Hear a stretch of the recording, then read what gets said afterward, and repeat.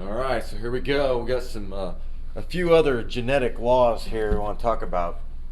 I know we had talked about Mendel and how he came up this idea with one parent and one gene, but here's another one he came up with, and it's called the law of independent assortment. You know, you think about playing cards. When you play cards, if you're playing with somebody that's trustworthy and you shuffle the cards, it's all at random.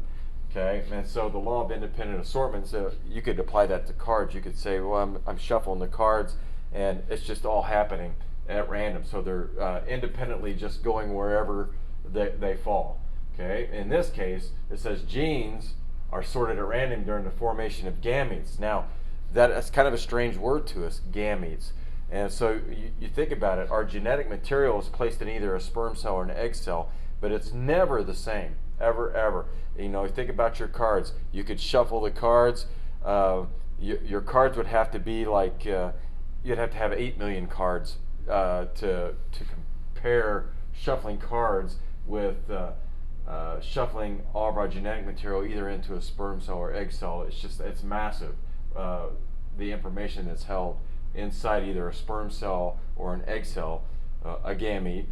And again, that's all done at random. And so there will be no two sperm cells that are going to have the same genetic information exactly, and there will be no two egg cells that are identical. They're always going to be, the genetic material is going to be sorted at random. And you know, it goes back to the picture, it explains how my son and myself, how we look similar, but yet we're different. Okay? And that's what I'm talking about here. So it ensures that we're all genetically different. A cool thing to remember is that for one sperm cell, there are 8,300,000 different possible combinations. Okay, so you can see that it's never ever. And same thing with an egg cell. An egg cell, there's 8.3 million different genetic combinations. So in your body, either egg cell or sperm cell, there's going to be that many different combinations that's possible in either one of them. So you can see, you know, this is how we look genetically different. And even later, how this number even skyrockets further. Okay, so look at a gamete. You know, gametes are sperm cell or egg cell. You even hear them called sex cells, whatever. This is the same as this, and these are this is kind of 5th grade stuff, so we're not going to spend a lot of time.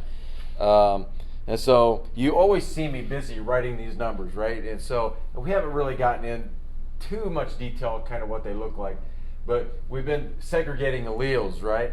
And so look what happens. If we're talking sperm cell, this could be segregated down here, so this sperm cell will contain this allele for whatever trait that is we're talking about, and this one will be segregated over here. That's just kind of a very simple way of doing it.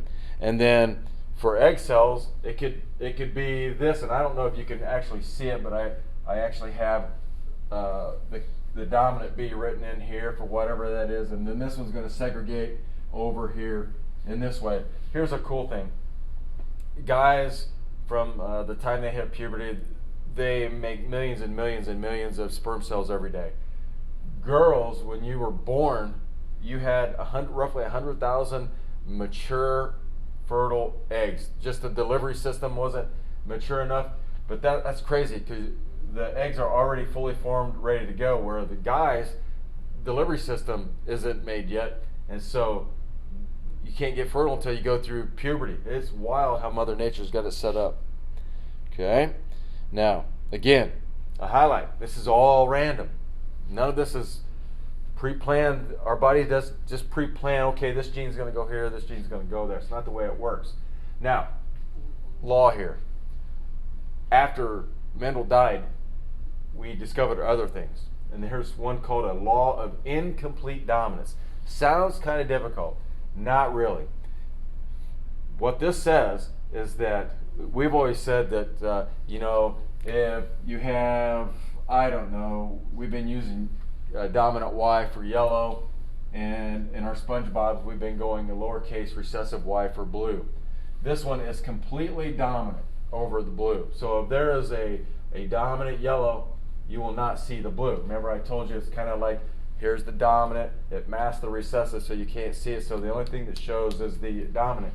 In this case, the law of incomplete dominance occurs when one allele, so if we're still talking like this allele, it's not going to be completely dominant over another. You know what? We could even switch it. We could say this would be yellow, this might be blue. Okay, it wouldn't be completely dominant over another one. It could maybe possibly mix. Okay, so the law of incomplete dominance, when one allele is not completely dominant over another. And so what I've done here, I've shown you, here's an example. If you ever see pink flowers, that means they carry a dominant gene for red and a dominant gene for white. But since either one doesn't completely cover the other, what you end up seeing is pink flowers. So if you see pink flowers, know that they have a dominant red gene and they have a dominant white gene, and they blend in.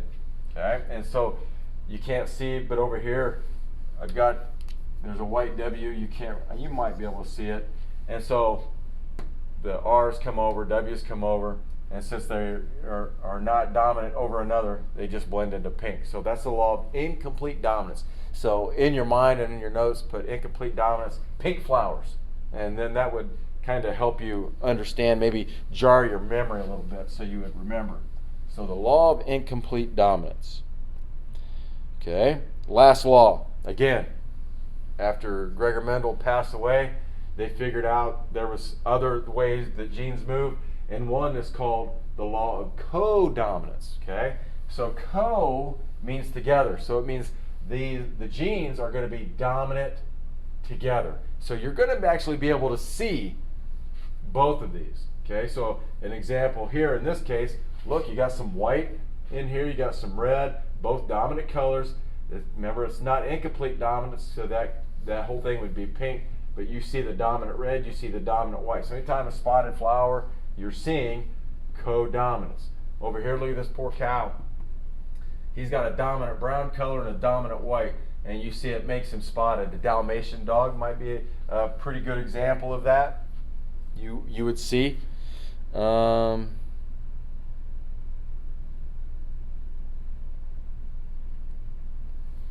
Check that out. You got a white mouse, you got a black mouse.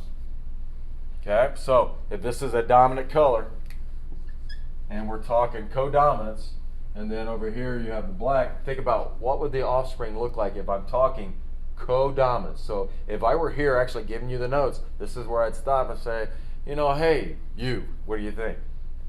Think about it.